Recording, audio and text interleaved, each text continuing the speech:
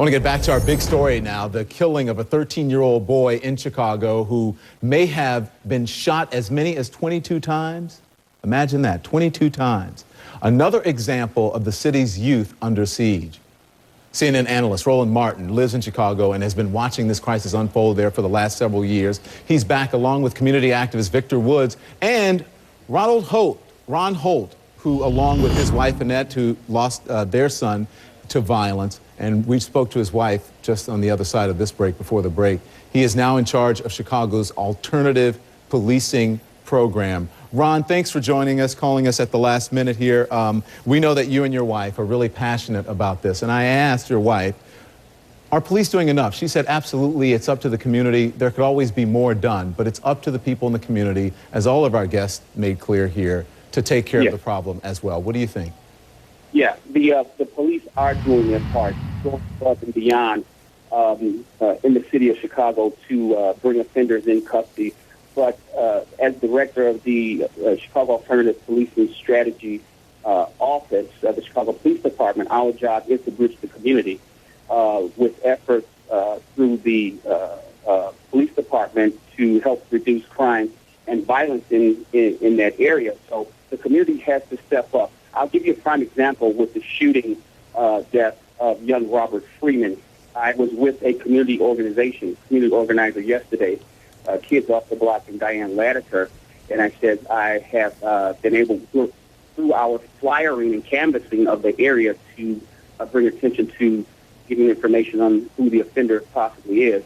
I was able to identify one of the gang members on the block of 115th and Perry. And keep in mind, I worked over there in that area for almost 20 years. And Ron, all of this is because you were able to get this information because someone stepped forward and told.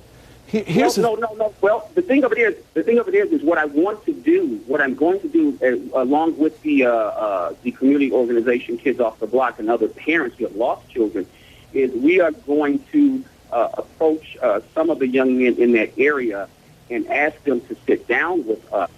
And we need to talk this out because, John, this situation is so incredible that a lot of these young people over in that particular area know one another, know one another, and they've grown up together. Right. So we have to sit down at the table of peace and understanding, and we have to rectify this situation. Hey, Ron, I want you to come on my show on the weekend and talk about this. We can talk about this longer, but I want to get Victor Woods in here because, Victor, you compared this to the BP oil crisis. Why is that?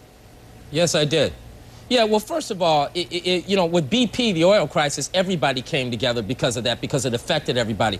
When Chicago gets serious, this is not just a black problem. White people should be outraged, Chinese people, Japanese people, German Americans, Irish Americans, Italian Americans. Everyone should be concerned, but they're not concerned. You know, you have people on the south and west side that are treated like they're, you know, outcasts or foreign members from another country. We have not got serious about this. We're labeling these kids gangbangers and thugs. Who are the gangbangers? These kids all look the same. You can't tell the difference. And I don't hear anybody talking about jobs. The police, first of all, if this happened in a white neighborhood, we would fix this problem in a minute. If one white child got shot in Chicago, in Lake Forest, Highland Park, they would have a police officer on every corner. They're not asking the community members to fix this. The community members are not police officers. We are not serious in Chicago about this problem. You know what, Roland, hang on, Ron. Police officer on every corner. Ron, real quickly, Ron, I'm going to give you 2 seconds, and then I'm going to give Roland the last word. Go ahead, Ron. No, I have to disagree with that. The police are doing a good job in patrolling the area, patrolling the streets. If there's a shooting anywhere... Absolutely not. They're not doing a good job. Okay, listen. I disagree with you, sir. You're absolutely wrong. I've been a police officer. We're not going to solve this problem right now. But why are children getting shot on every corner? If one child got shot on Michigan Avenue, we'd have a police officer on every corner. Raise them correctly, sir.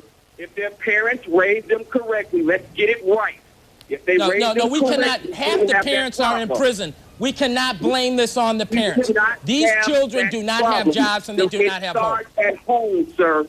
It starts at home. We've got to stop saying the same things that we're saying and doing the same things that we're saying. Ron and Victor. Ron and Victor. Listen, I appreciate your passion. And, you know, Victor, I appreciate your passion, but also this is coming from a police officer who lost his son, who's also working. So, you know, I just want to get that out there.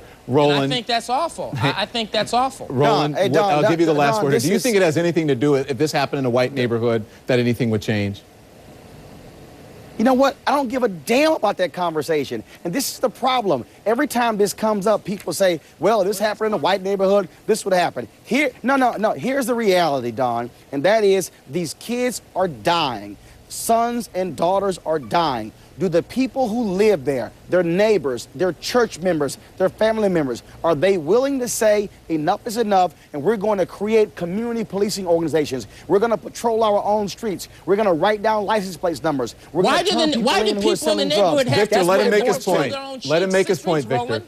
Go ahead, Roland. Because you know what, Victor? Because I grew up in a neighborhood where the people who lived there, like my parents, took charge of their neighborhoods and said the cops would do their thing, but we are not going to pass the buck, and you have to do it in partnership with the police. And Everybody has a role, not But just they're the not police. Roland, that's going to have to be the last word. streets in Victor, I'm Arlington sorry, Heights. that's going to have to be the last word. I invite Victor, Roland, Ron Holt, all of you guys back on the show this weekend. We will continue this conversation. Thanks to all of you.